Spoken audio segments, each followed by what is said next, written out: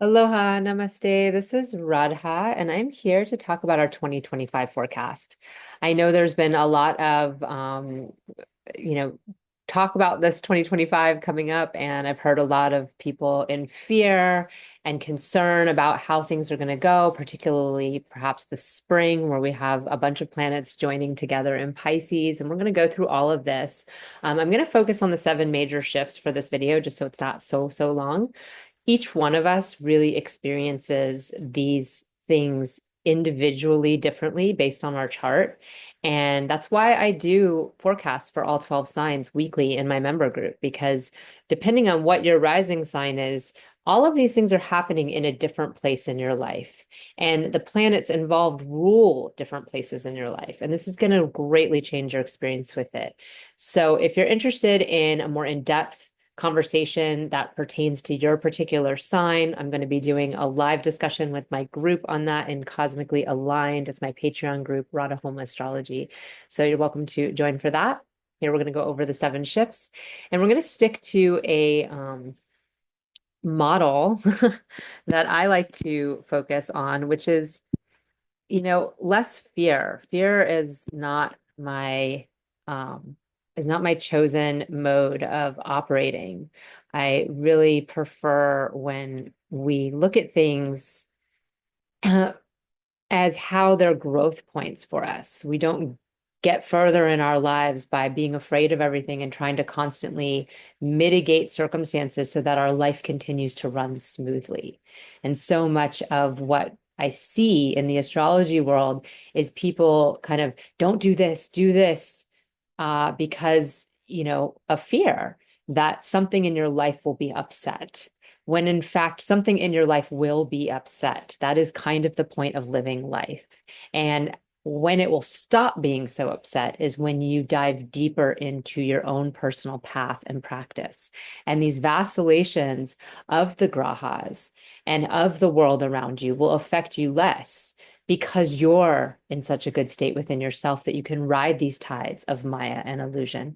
And so that's the theme we're going to work with here today, is not getting caught up in the drama and trauma of it, because it can feel pretty intense when big things are happening in our lives. I get that. I have that same very experience. But my practice is to look at each experience and see where I can grow, where I can learn, and how can I find my life raft within, as opposed to outside of me, trying to constantly prevent scary things from happening. So we have our seven major shifts, and I'm just going to show us quickly what they are so that we can kind of land ourselves, and then we'll move into looking at the chart and the actual projections that we're looking at. So we have Mars retrograde. Right now, he's still in Cancer. So he's retrograde in Cancer, and then he's moving into Gemini. And he's already been in Gemini, and then he's going to begin forward moving and go back into Cancer again. And of course, Cancer is the sign of debilitation for Mars. And Gemini is also a place where Mars doesn't necessarily operate with the highest intelligence. So what can we learn from this retrograde period? What have we learned already? And how are we going to move forward with more intelligence and grace? The total lunar eclipse and partial solar eclipse, March 14th and 29th. These, especially, the 29th is going to be a big event because it's also the day that Saturn moves into Pisces. And we have a lot of planets here, a big pileup of planets with Venus and Mercury and the sun, the moon, and Saturn and Rahu. So we'll talk about that. And then we have Jupiter moving into Gemini. He's in Taurus at the moment. And then he's going to speed through Gemini and move into Cancer, and then retrograde back into Gemini. And so we'll talk about that. And then we have Rahu Ketu. Our eclipse points are nodes of the moon, and they are moving into the Aquarius Leo axis for the next year and a half. So that's going to happen at the end of May. And then we have Ketu Mars joining together in Leo July 20th. And that can be an explosive event. And then we have total lunar eclipse and partial solar eclipse, really the first one of our new axis of the Aquarius Leo axis, happening September 7th and the 21st. So we will go through all of these shifts and talk about how they're going to affect us. And I will begin with our Mars, which is moving into Gemini. As I said, he's already retrograde in Cancer. He's been retrograde. So this is already January 20th, where he's moving back into Gemini. Mars is, again, debilitated in Cancer. And the reason is because it's where we have a lot of emotional resentment and channeling our anger. We struggle to show up for ourselves with discipline, with courage, with all the things that Mars really needs. We need strength. We need a capacity for action. And in Cancer, we tend to be kind of pillowy and wanting to connect and weepy and emotional. And that disconnect that comes when we're really standing strong in ourselves is missing. And so we end up, or it causes us trauma because we don't want to disconnect. And so we forego it in favor of connecting. And then we feel bad because things don't work out in our lives because discipline, courage, and action are necessary for things to happen. And so this is where things go awry with Mars. He's been retrograde for a while here. So we spent the whole end of 2024 where we are right now dealing with this particular situation. And we can see here on the 20th, of course, my clock is on Hawaii time. I am in Hawaii. It's -10 or -10 GMT. So we are 2 hours behind Pacific Standard Time at the moment and 5 hours behind Eastern Standard Time in the United States. So for some of you, this number will move to early 21st. January 21st. So he moves into Gemini. Now, we've already had Mars in Gemini. This is where we get argumentative. This is where we see things as black and white. Gemini is famous for being a sign of flexibility and openness and a willingness to see all the ideas and really, sort through the river of ideas and information and find what's true and what's not true. And Mars is quick to decide, right? Mars is a fast-moving planet usually, even though he's retrograde now. And he likes to say, this is right and that is wrong.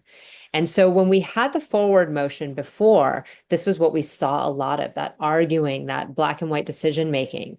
Well, as he moves retrograde back into it, he slowed down, right? We have more time to think. Are we right? Was that a conclusion correct? Is this worth an argument? And that process of going back somewhere we've already been before is part of the retrograde experience. It's not just that the planet slows down to the point where it seems like it's moving backwards in the sky. And I always like to comment on this. It's an apparent retrograde motion, right? The planet's not actually moving backward. It's just slowed down in relationship to us here on Earth. And so we see it as moving backwards.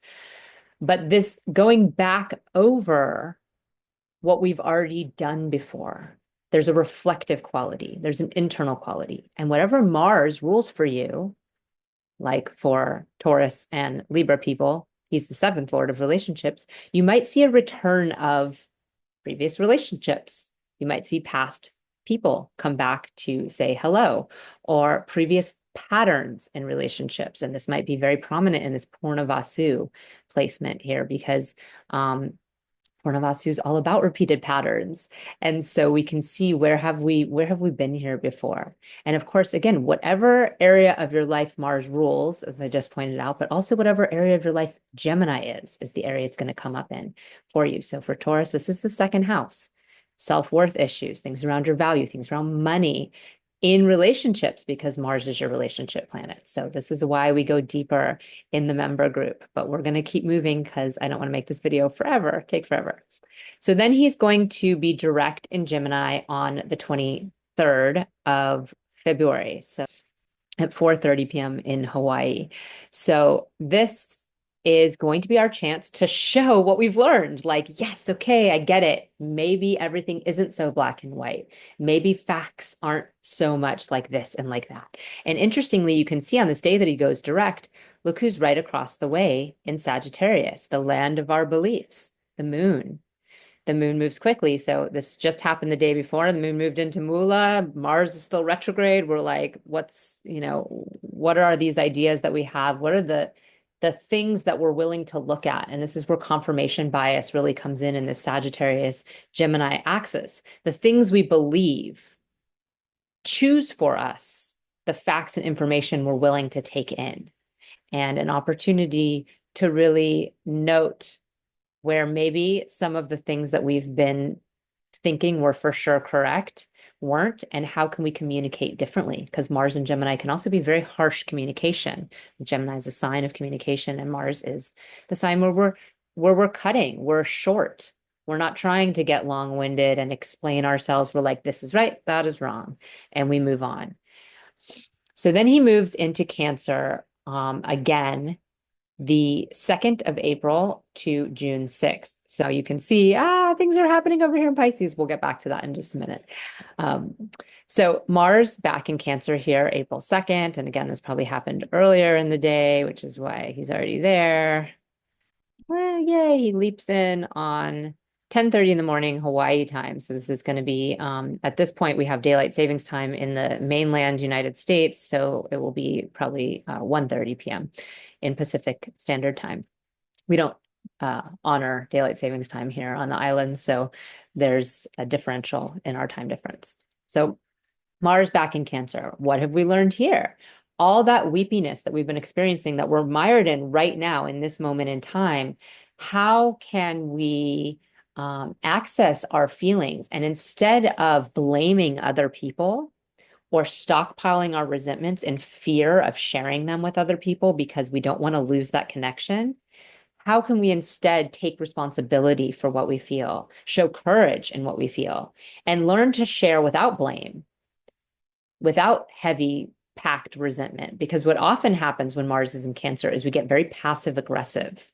And so we need to learn how to have the courage to share our feelings and to be with our feelings, to even sit with them at all, because usually we're so uncomfortable with feelings, we try to dive away from them any way we can. So first thing we can do is blame outside circumstances or other people. It's their fault. And if they weren't there, then we wouldn't feel this way. The next thing that we can do is start to kind of hide the feelings because we get so afraid of losing connection. And we rarely look at the fact that we ourselves might not be in our most disciplined state. But if we are, on this path to some degree, then maybe we notice, hey, our daily practice has been slipping and we need to get back into that. One of the things I really recommended when Mars was in Gemini before, and again, it's a good call when we move into that direct motion time with Gemini, is walking meditation or some kind of moving meditation, because it can be very hard when your mind is constantly running. Well, Cancer Mars, it's a little bit harder, maybe swimming instead of walking. Maybe by early April, it will be warm enough to people start, moving in some way that's disciplined, but also feels like you're connecting and it's dreamy. Dancing is another great opportunity that feels kind of like swimming. So Mars and Cancer, he's going to be here until June 6th. So we have a lot of other things happening around that time too, but an opportunity to revisit this experience. Now I'm going to go back in time a couple weeks here to March 14th. And we're going to talk about our eclipses. We have the nodes still in this Pisces Virgo axis, right? Ketu here, Rahu here. And this eclipse is the end of this cycle that we've been in for a year and a half. It started November 28th, I believe, of 2023. And right now I'm sitting here in December of 2024 talking about this. And so we can see that, we've almost completed our cycle here. We're not quite there until the summer or until the very, end of spring, May, but we are nearing the end here. What have we learned with Rahu and Pisces and Ketu and Virgo? Where have we neglected the details? Where have we over fantasized and over spiritualized ourselves and are inflating our connections to things? And how are we allowing the details and the information and that organization in Virgo to inform our higher spiritual goals and connection in Pisces? This is kind of the theme of this year and a half. And so here we have our full moon eclipse. And of course, because the moon's going to be joined here to Ketu, it's going to be very close degrees. We see that there's, the emphasis is on the moon because it's the full moon lunar eclipse. That's what's getting eclipsed by the south node. So what's the past lessons we still have yet to come to closure with? Because where Ketu is, we're coming to some kind of closure. Maybe where have we been too stuck in the details? or too hyper-focused or full of disgust, where we're hyper fixated on what's wrong with something. This can be a way that this shows up for us. And how can we clear that so we can be truly free on the other end, instead of sort of bypassing the details or bypassing our grievances and pretending that we're free on the other side of things. But of course, you can see at this point, Venus has already gone retrograde. Mercury is about to join her later the same day, and Saturn is about to join in here too. And Rahu and the sun is just barely in for this eclipse. So we also have all this energy in Pisces really pulling us there. Venus has already been in because she's had time to move to this and retrograde. Mercury's already been in. Mercury, of course, is debilitated in Pisces. This is where our capacity to organize information is challenged. All the seamlessness of Pisces and that connectivity that we want to find through oneness challenges our capacity to organize information and even words and communication. Venus being exalted here can often help Mercury because they do travel so closely. They're often here together. Venus is exalted in Pisces because it offers us a chance to find happiness beyond the exchange, the immediate exchange of what we get to feel happy. It gives us this opportunity to feel happiness that is not trying to get anything in return. But as she retrogrades, she loses the power here. She becomes more internalized. We don't manifest it externally as much. We internalize it more. And Mercury is right in his placement of debilitation at this point. And then we have the added confusion of Rahu being there, where he's been for a while, but continuing to increase and exaggerate our experiences here, thinking we're receiving more signs and symbols and things, perhaps taking something that happens and really blowing it up, and creating a bigger picture of what it is for us. And this will be, of course, whatever area of your life Pisces in is really going to be where this energy is concentrated at this time. So it's really important to know what house it is for you. Of course, it says it's the 11th house here, which is perhaps confusing that I have those houses on here. But so now those are off and it just has the signs. That's going to be helpful because, of course, the ascendant is going to change based on what time I'm looking at. But for somebody, in that case, it was a Taurus person, this is the 11th house, right? So it's going to really affect their relationship to community. For somebody who is Virgo or Pisces, this is going to be really affecting their relationship with self and relationships itself, relationships themselves and themselves. Depending on if they're Virgo or Pisces. So this is really important to understand. And again, why I go through this for all the different signs. So now we have both Mercury and Venus retrograde, and this is going to really internalize the energy around our communication as well. When Mercury is retrograde here, it can be a blessing because our communication skills are already hindered here in Pisces. So the retrograde allows us to maybe be more quiet, to listen, to lose those emails that were going to be confusing anyway, and maybe cost us a connection or, a job or something like that. And so there's some blessing in Mercury's retrograde action here. But of course, with both of them retrograde, things are going to really back up for us. And again, depending on what your planetary rulership looks like and what those planets rule for you. So we'll move ahead to our eclipse that's happening on the 29th. And this is a little past the time of the actual eclipse. You can see the moon's at 20 degrees, but Saturn has just moved in. And Saturn moves in right after the time of the moon and sun coming together.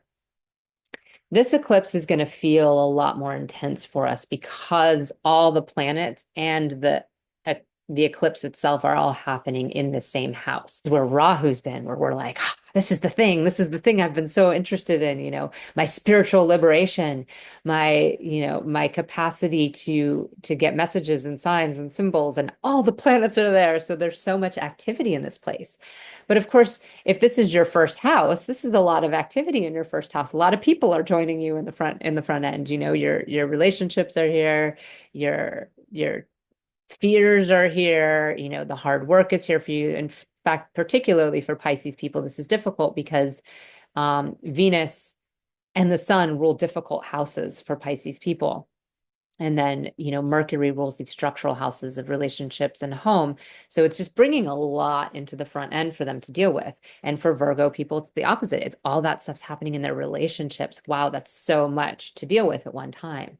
So when we, talk about not coming from a fear-based place, it doesn't mean bypass our experience. Your experience might be very difficult in this time. This might be a time where whatever area of life this is for you might feel overwhelming. You can just look at this and feel overwhelmed. It's a lot. And Pisces is a place where it can be easy to get overwhelmed because it's so emotional. It's like water. If you pour a bunch of things in water, put a bathtub, fill a bunch of toys into it, it will overflow, right? The emotions just start to come out. And Rahu's already been like a fan in this, blowing air and exaggerating everything, blowing bubbles even in the water, and really creating extra effervescence and extra energy here, and kind of like waves and vacillations where we're like, oh, what's that? And steam and mist, and what is this thing that we're seeing? And so all this piled in, that's actual, because the nodes have this quality where they're not actual, right? They're Chaya Graha, they're shadow planets, they're illusory, and they affect whatever planets are joined them. Well, Rahu is awfully close to both Saturn and Venus, and Mercury at this point has retrograded back pretty far. So he's going to extra be affecting these planets. And then, of course, he's the eclipsing node on the moon and the sun is what's being eclipsed. It's the solar eclipse. But this is a partial eclipse because of the distance he has to them. Remember, in the eclipse 2 weeks before, they were very close. But Venus and Mercury are very close. I mean, particularly Venus. So this experience, it's like all the illusions of things that are bubbling over. And then we've piled a bunch of actual realities, actual things happening because the planets are ruling actual areas of your life, overflowing this pool of emotions. And it can be a lot. It can just be a lot to handle. So what do we do in this time? Well, of course, meditation is always what we should do during an eclipse and during any time of overwhelm. But this is where the Mars problem really shows, is that because we've been with Mars in Cancer and moving into Gemini, our discipline is not as good as it could be. And when we do our practices regularly, we do them regularly for challenging moments that come up, right? It's easy to feel good on a good day. And it's also a lot easier to do your practices. It's a lot harder to do them and show up all of a sudden for yourself in the midst of chaos and confusion. So the more you can kind of override that low level of motivation now, the more you're ready for then, right? You're not going to be able to over control the circumstances outside of you. You can make some wise decisions, and you can kind of try to make a situation as best you can. But at the end of the day, what's going to happen is going to happen. And there's only so much you can control with your actions ahead of time. Usually what I find is if I try to mitigate something different happens than what I thought. It's like, oh, okay, I made sure I extra locked my car because of that fourth house, eighth house connection. And then something totally other than that ends up happening. So you really can't, you're going to have the experience one way or another. And the only way to change the experience is from the inside out. And so the more we do that work now, the more ready we are for this. You can't just, show up on the 28th of March and be like, okay, now I'm going to put on my life vest, being your practices, of course. So this is also the day where we have Saturn moving into Pisces, and Saturn's transits are for a long period of time, right? He transits for 2.5 years. We've just had 5 years of Capricorn and Aquarius Saturn in his own signs. Since January 2020, he's been in his own signs.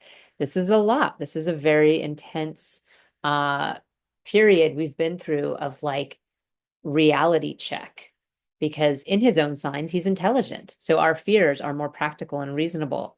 We have more of a tendency to be humbled by life, to experience things like illness or money problems, or just, places where things are extra difficult and take a long time. We really see how much time and effort everything takes. And his move into Pisces is going to feel very different. Now, Aquarius is sort of a good bridge between Capricorn and Pisces because there's this air quality, and we moved into the futuristic mode a little more. We saw a lot of advancements happen here with AI in particular, but with other kind of technological things. And we can see a vision of how we want society to look, or we could see the things that are not right in society while he's in Aquarius. When he's in Pisces, we might have less practicality on our side. This is not as good of a dignity. Jupiter and Saturn are not friendly planets to one another.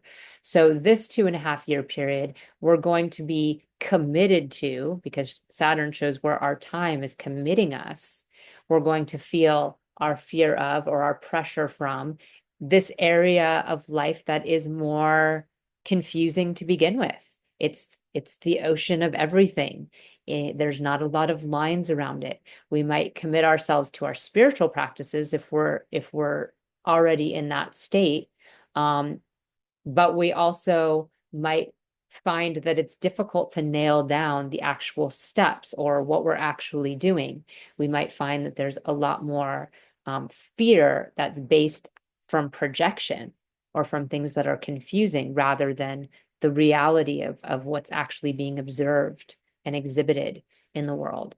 So this will be an interesting time for us. Now, as he moves through Purva Bhadrapada, which is the star that he rode on from Aquarius, there's this capacity to really recognize ourselves beyond this bodily form. So this could be a beautiful time for us collectively and as individuals to really recognize how much of this is an illusion. It's easy to say, it's hard to live, right? When your daily life is affecting you the way it is. But for anyone who does have a meditation practice or any kind of spiritual practice that's true, meaning they do it regularly, they show up for it, it's not just a bunch of kind of mumbo jumbo they spout out, you know that these things do work. You do have a different external experience when you change your internal experience. It's really the only way. If you've ever had a child before, it's like the only way out is through. The only way out is through. There's no way to get out otherwise. So you either experience continual trauma and drama, or you dedicate yourself to really moving beyond this material reality in such a convincing way. And that can be, again, easier said than done. I understand that. But it can be a time of really stepping into those high spiritual practices. And whatever area of your life Pisces is, this is the time to commit to that. This is the time to really show up for that.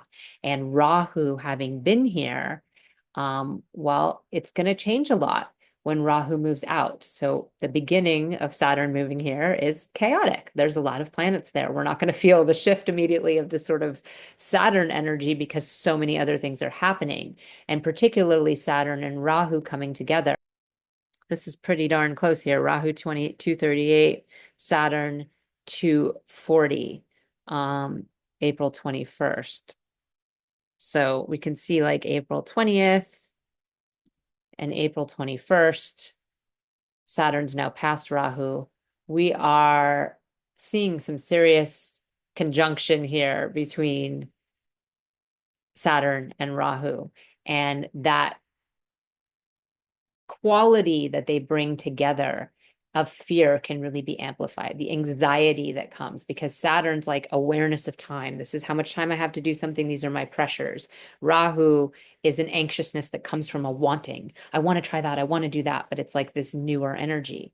Now, the way I see this, that might be a little bit different from other astrologers, is that we've had this axis running for a long time. So Rahu's been in Pisces for a long time. We've had a lot of time to feel the anxiety on this particular area of our life and to open up the new karma around it. So it's not like it's freshly moving in and we're all of a sudden anxious about this. This has been the place of anxiety. This has been the place of sort of, oh, okay, I want to try that new thing. And hopefully we've opened up some kind of karma here. So the level of anxiety and the level of North Nodeliness that we have here, Rahuvianness that we have here, is tempered a little just by time. And then Saturn moving into this place, it's a place where we can have a lot of fear of again projections or things that are not really easy to bolt down and say this is the thing I'm afraid of. They're kind of like water. Like, what do? You put a cup around it and say, I'm scared of this cup of water, or it's the whole ocean, that you're afraid of. So it's the fears themselves can be a little bit um, difficult to kind of peg down. Now, of course, for each of us, Saturn rules something in your chart. So Rahu's effect on that area of your life will be strong. But look, all of these, and Venus is now forward moving in her exalted state again. I mean, not the degrees of exaltation, but forward moving in the sign of exaltation with Purva Bhadrapada, again, that nakshatra of moving beyond the body, moving beyond the reality of this world, that awakening. It's the star of awakening. And Uttara Bhadrapada, where Mercury is where we go a little deeper and walk through that door that's been opened for us and start to really do the deeper work, the deeper inner work. And so this is a time where I don't see a need to be as much in fear, as much as a time to really, really have some deep spiritual awarenesses and awakening. Of course, what does Venus rule for you? What does Saturn rule for you? I'm speaking as a Taurus. Venus is my ruling planet, and Saturn's my ninth and 10th Lord. So, that it makes a difference who it is for you and what it means for you, and also what house Pisces is for you. But this can be a time when we really wake up to a lot of what we think higher spiritual awakening is, what we think higher happiness is, and how we're choosing to spend our time committing to things that we think are spiritual, perhaps, but maybe finding a deeper layer of that. When we're spending all of our time in this sort of spiritual consumeristic state, like how many courses can I consume? How many things can I buy? How many sage sticks can I burn? If I buy this outfit, am I spiritual now? Or if I go to these different events, when the truth of it is very bare bones and minimalized. And I think Saturn's presence here can help minimalize some of the excess in spirituality, whereas Rahu's amplified it, right? It amplified the false spirituality. Saturn might bring some realism here if we have already opened that door enough for ourselves. And again, Rahu's on his way out, right? He's not on his way in. So this is April 21st that we have this happening. So that's a big number of shifts. And we're going to go back to the Rahu Ketu axis moving in a moment, but we're going to move into Jupiter in Gemini. So May 14th, 5/14 is May. We have Jupiter moving into Gemini. And Jupiter has been in Taurus for a while now.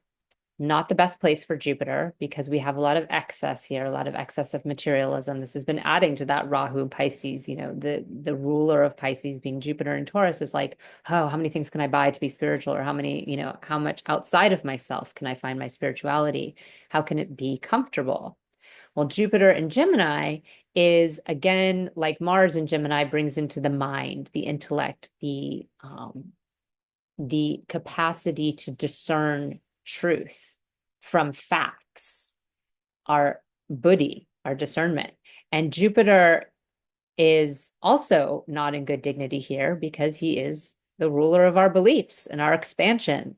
And Jupiter's in his highest dignity when we can really expand ourselves and see truth in like that tiny drop of water and the big ocean at the same time, not when we're seeing truth in like information that's in front of us on our news feed or in the facts or details of something.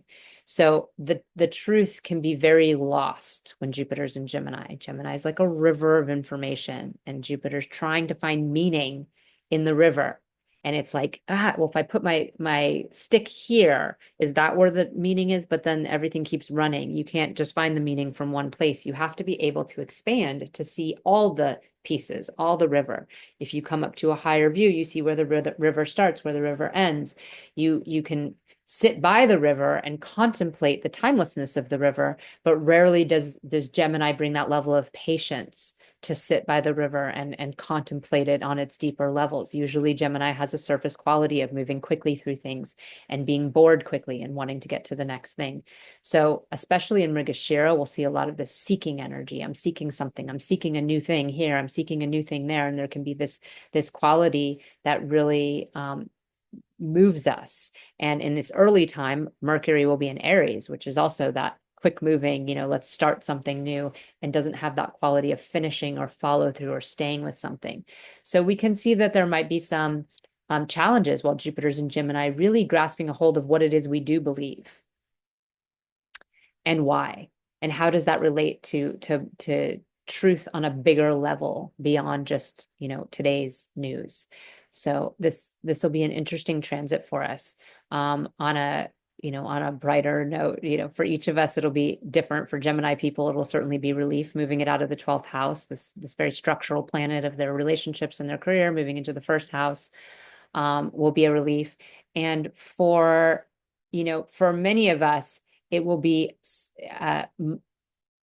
relief from the need to constantly eat or buy or get things. There's more of a growth in an intellectual sphere when Jupiter's in Gemini. So we might really decide to take classes and learn more things, and expand our mind and our intellect here. And that can be a blessing, as long as we have some place where we're finding a thread, something that connects the information together, and we're not just mindlessly taking things and consuming things, information in this case. And Saturn here in Pisces might bring some of that practicality, but of course not really till Rahu moves out. But what we have that's interesting with Jupiter too is he's moving very quickly. Jupiter generally moves slower through the zodiac. He usually spends about a year in each sign, but in this time he's moving quickly through Gemini, and he is going to be moving into, let me see if I wrote the date down. He's going to be moving into Cancer October 18th, which is quick for him. And so I'll jump us ahead there again. I'll go back to where we are in a minute. You can see why I stuck to 7, because each of these are important transits, and I want to give a little bit of time to each of them. And I recognize this video is going to be a lot longer than my normal forecast, but it's for the whole year, not just for one new moon or full moon. So here Jupiter has moved into Cancer. Now this is Jupiter's sign of exaltation, Cancer. It's where we usually see Jupiter doing very well, particularly when he moves into Pushya Nakshatra. But the quickness of him moving here, and then the quickness of him going retrograde right after, which is November 11th. So he's only here for a short amount of time. And then we see that he quickly goes retrograde on the 11th. And the moon is actually joined when this happens, but much later degrees. He doesn't really make it very far, right? He doesn't even make it fully in to Cancer before he starts retrograding back. So we're really kind of just dipping our toe into that energy. The reason Jupiter is exalted in Cancer is because we lose a lot of this sort of either focus on the information or focus on the excess or all these sort of temporal versions of truth. And we're able to know truth in that way, like a mother nurturing her child. It's really just truth is love, love, unconditional love, freely giving quality when Jupiter's in Cancer.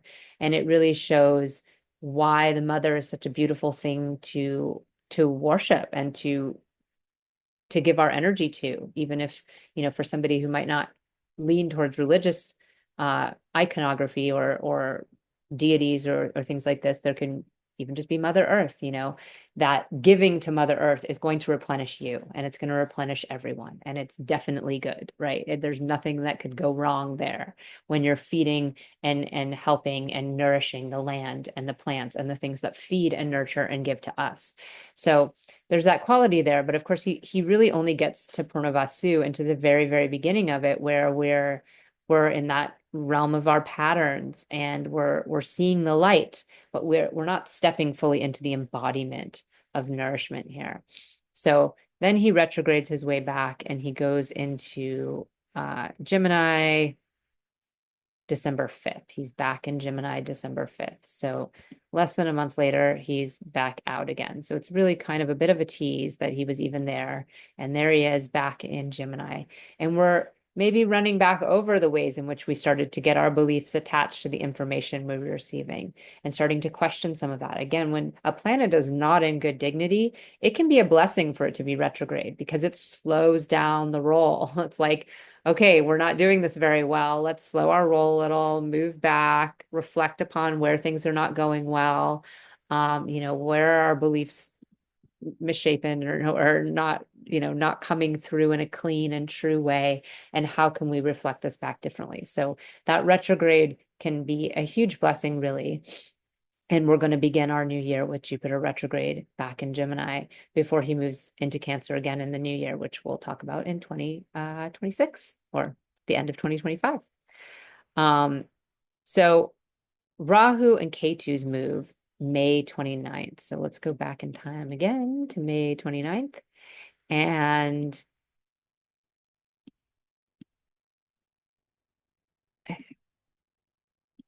we have our nodes freshly moving out of the Virgo Pisces axis into the Leo Aquarius axis. This is a big shift from Rahu and Pisces and Ketu and Virgo for a few reasons. One, our fixation point is now officially changed, right? Saturn and Rahu have changed places now. And I spoke about this on the Saturn end, so I'll just kind of briefly recap that again. Like the two of them together were confusing the energy in Pisces, but now we were dedicated and committed to our Aquarius energy, and we were blowing up and exaggerating our Pisces energy. Now it's swapped. Now we're dedicated and committed to Pisces, and we're getting all Rahuvian in our Aquarius land, and particularly the early times when it's, a newer transit, we're going to see like, oh my gosh, the world, society, what's happening, and it can be both ends of the coin. There's going to be some people who are very excited about the advancements and the new things that are happening and everything's changing and that's so exciting. And there's going to be other people who are like, dystopian nightmare, we're moving into, all of my worst fears and the robots are going to take over. So there's going to be kind of two sides to that, depending on your beliefs and your worldview, which is how it always kind of works, right? We're all having the same experience, but we experience it differently based on our own standpoint, not just our rising sign and those experiences as they actually affect the material reality that we're living in, but also the beliefs we hold, the ideas we hold, the values we do and do not share. So we're going to see a big explosion here in the tech world, probably, because this is going to be a time when it's not being safe and practical and slowly moving like Saturn there. It's going to be like, wow, look at all the possibilities and advancement opportunities that might blow out of control a little bit. And also a lot of fear and pushback because of the anxiousness and anxiety about where it's going and projection about where it's going, like, oh my God, we are going to have robots taking over the world before too long. So Rahu does bring with it a fear and an anxiousness that's kind of more premised in like an excitement. It's like, I want to open up this new realm. I want to do this new thing. But of course, if you have strong beliefs against the new thing, it's going to come out more like fear. And it'll be more like excitement if you're excited about it. And what is Aquarius for you? That is going to be huge because whatever area of your life that is, you're going to suddenly really be wanting to open up some new karma on. And it's going to be that kind of trial and error karma where you're not getting it right the first time. With Rahu, we fail again and again and again. We don't listen to advice. We don't often assimilate what we've learned. We usually just keep trying and trying. So, look forward to at least a year, if not the full year and a half of trial and error in this area of your life, but excitement and energy going there, a desire to do something there. It's not that steady commitment that Saturn brings. It's like, yes, this is the new thing. And then Ketu is bringing us to pull away from centralized power, from, monarchs and leaders, and this idea of power being held in this upper echelon of people. It might even have us pull away from our own personal power. Ketu has been showing us where we're not paying attention to the details and also where we're annoyed with the details and feel disgust there. Well, now we're going to feel annoyed with power. We're going to feel annoyed with that centralized conglomeration of where it gets held. Of, you know, in our day and age, it's not so much monarchs as it is big business owners, you know, these select few people that hold so much of the world's wealth. And the focus will be more on the greater society.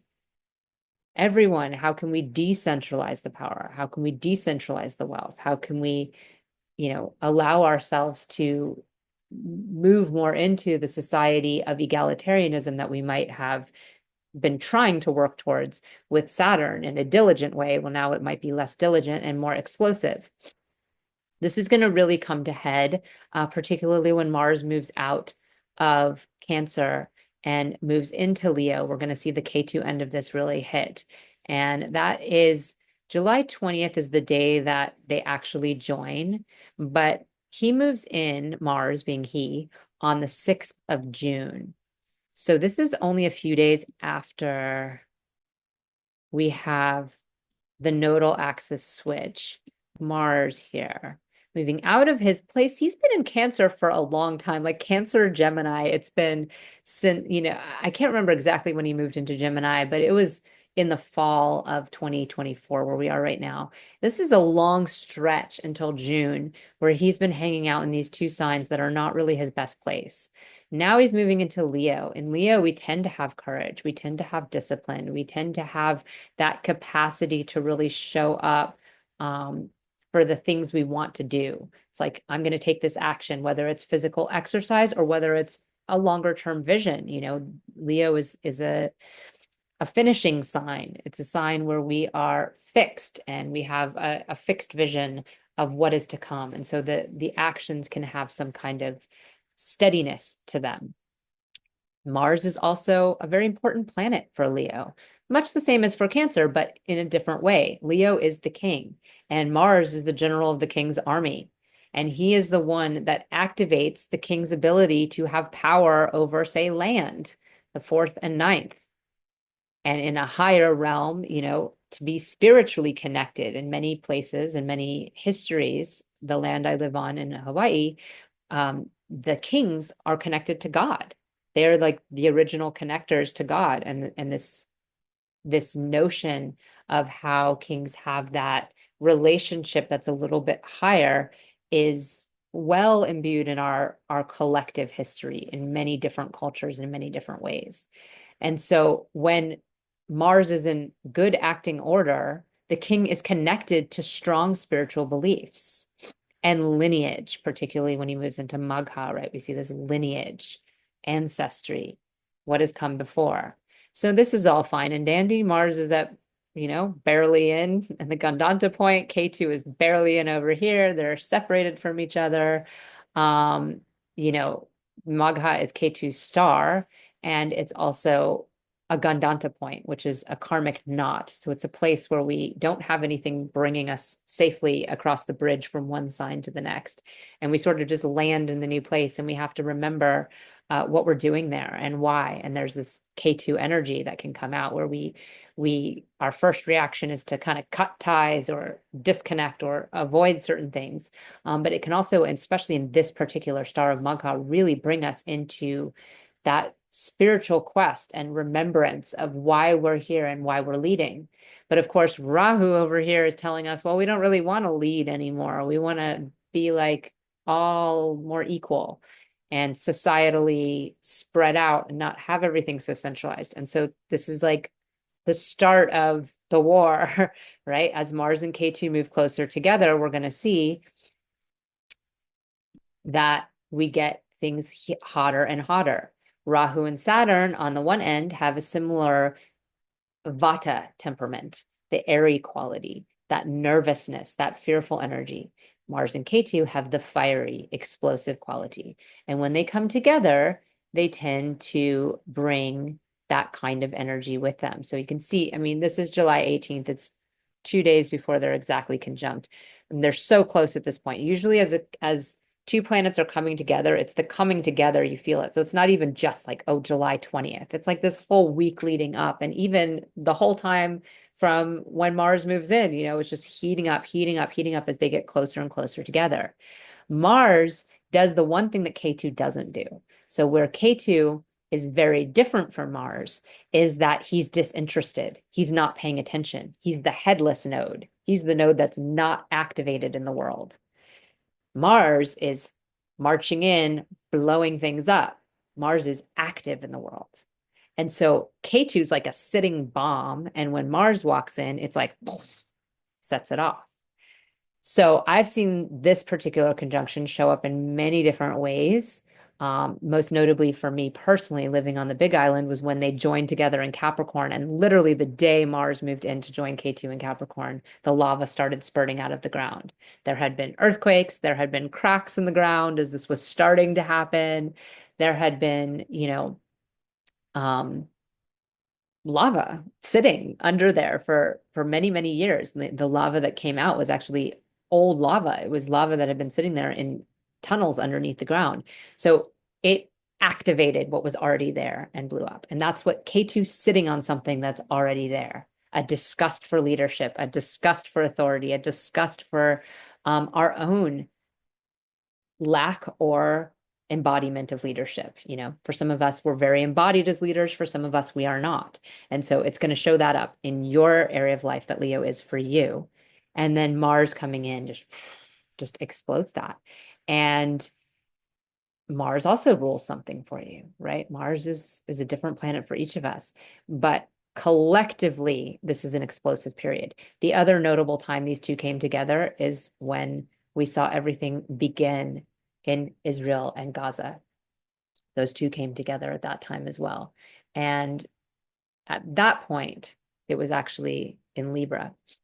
So we were seeing the end of K2's time in Libra and the social issues that we had set on for so long coming together. So in Capricorn, it made sense. It was the land exploding, right? And there was other earthquakes and volcanic things that happened at that time. And then this was the social issues, the agreements. And this is Leo, leadership. So we'll see how that plays out for each of us individually in my member group when we have that discussion. It's going to be in the next week. I'll be making some announcements about that soon. So if you want to find out what it is for you particularly, you can go to patreon.com, Rada Home Astrology, and check that out. So we have our final thing is just our lunar eclipses, the first ones happening in this Leo Aquarius axis, September 7th and September 21st. So we will look at these and then we will be done with this particular forecast. So September 7th, we have our moon across from our sun, but Rahu on the moon, Ketu on the sun. This is a total lunar eclipse. So both of the lunar eclipses we're experiencing this year are total lunar eclipses because of how close the node is to the luminary that it's eclipsing, which is the moon in a lunar eclipse. In the solar eclipses, they're farther apart, but we often see that there's more of a planetary pileup in a solar eclipse. It's also the start of a cycle. It's a new moon, so it's the start of a cycle. But because of the fact that it's the sun and it's the new moon, we have all the energy tends to coagulate around there. So here, though, even in the lunar eclipse, we see Mercury is joined. Mercury is already here. And this is going to be the first real time to reflect upon that leadership, right? It's post July 20th and all the things that might have exploded there. And again, to move away from the fear of that, it's sometimes things need to explode. Some things need to be uprooted. Sometimes it requires some kind of explosive event to shake things up, to move us in a direction we're not naturally moving on our own. Everything that happens outside we don't like tragedies. We don't prefer them, of course. And it's sad when they hurt people's lives and affect people's livelihoods. But at the end of the day, if it wasn't for those major events that happen, we don't move forward. Everything just stays with us repressing all of the problems that are there, that are slowly eating us away. And this is like a big explosion that happens. So just to touch back on that and bring us back to not being fear-based in all of this. But Rahu on our moon in Aquarius really highlighting for us our need to move out of the paradigm that we've been living in. And again, we're still in Purva Bhadrapada, so it's still all about that illusion. like that we're so committed to this reality, we're participating in it. As much as we want to blame the leaders, as much as we want to blame the different corporation heads of corporations that are making money off of other people's problems, as much as we want to put it outside of ourself, each one of us holds responsibility for the way society is today. And while there have been many people that have gone down in a fight to try to fix things, if every person did that, if people weren't like, well, I'm pretty comfortable, so I'm not going to step in right now, then it would change. And Rahu and in Aquarius, really activates that desire to kind of throw things into a bit of a revolution. And it begins with us. Unlike the planets that move through the signs, Rahu and Ketu move backwards. They're always retrograding. So it starts us with the end point, which is self-realization, awareness that we are beyond this body, that we are beyond this world, and moves us backwards into Satyabhishak, where we start to see the corruption and all of those things. So our first step here is really evolving ourselves beyond the paradigm that we live in, which is this one person's in charge and we're all peons, or we don't have any choice in the matter. The entities at whole are completely in control of us, and we start to regain our own personal sovereignty within ourselves. And from there, it can expand to the rest of society and the rest of our things that are happening. So this is a reflection that we're receiving in this moon, and Mercury is joining the sun here. We might feel not listened to because he's close to the sun. He's combust. We're not being listened to. We're feeling we want to eclipse the power already. We're already feeling it before we have that new moon eclipse. We're like getting disgusted with the power. We're annoyed with the power. We're not feeling our words are being heard. We're not feeling our communication is being heard. We're feeling oppressed by the power. And what can we do to decentralize that? What can we do? Well, we can start with ourselves. We can start with ourselves, because so long as we're living within the paradigm, we're continuing to use the same tactics that are used against us in order to fight. We'll never win anything, right? You never can win. If you continue to play the game, you're in the game.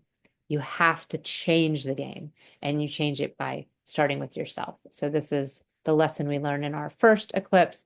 And then we have our second eclipse 2 weeks later, where we have the moon and the sun joined. Mercury has again joined them. Now this time they're all in Virgo, but the eclipsing node is still in Leo. So there's this, 4 degrees, 6 degrees. We're looking at a 10-degree differential between the sun and Ketu and the moon and Ketu.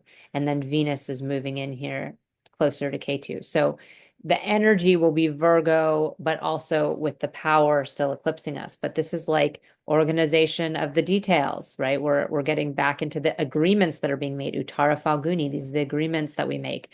And whether or not we like what we've signed and all the contracts we're constantly signing without reading. This is going to affect.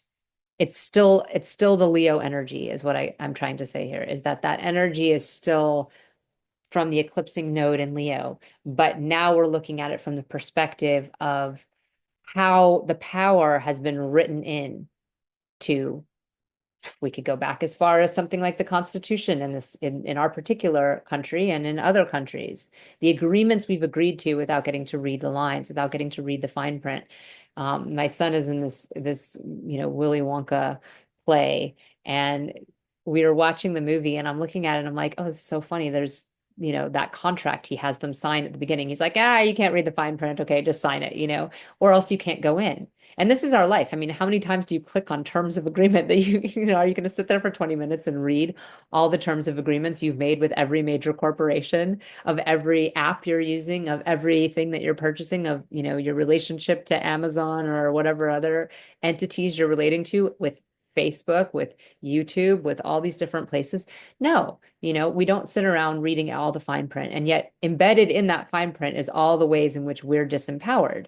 And so this element will come up, the contracts that we've agreed to, but have we agreed to them? Was it in, was it a fair situation where our other choices to not get basic needs met, or sometimes you could say they're not basic needs, but it requires a big upheaval and protest to not receive that thing or not sign that contract. So this is going to come up. And of course, for some people, it'll be their job, and it'll happen on a global level. It'll happen on a a interpersonal level, and it'll happen on a personal level. What are the agreements you've made with yourself that you know, that you weren't totally in alignment with, or you felt pressured to do because of some authority of some sort. So this is all going to come up for us in that second eclipse. And I'm going to stop there because it's a lot. There is, of course, you know, many transits along the way that are going to be very powerful and show us a lot about ourselves, and it'll really depend on who you are.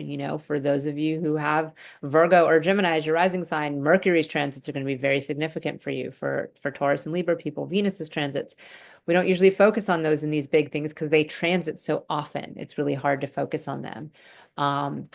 For Leo and Cancer people as well, the moon and the sun, these luminaries are moving. So we do this weekly forecast for that reason, because every week is going to be different for each person. But these big events, these big 7 events that I just talked about, and they're not really 7 events, they were kind of like 7 planetary shifts that I kind of talked about, the transit of Mars or the transit of Jupiter. These are going to affect us all. And we all experience these transits at the same time.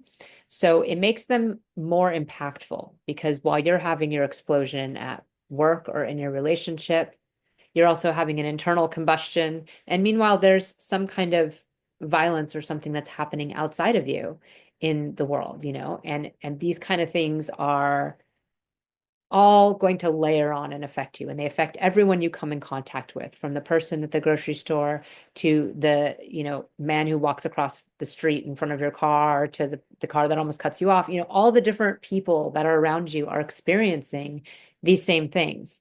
And this is why the only way out is through, right? You have to do the work internally, because external circumstances are unmitigatable.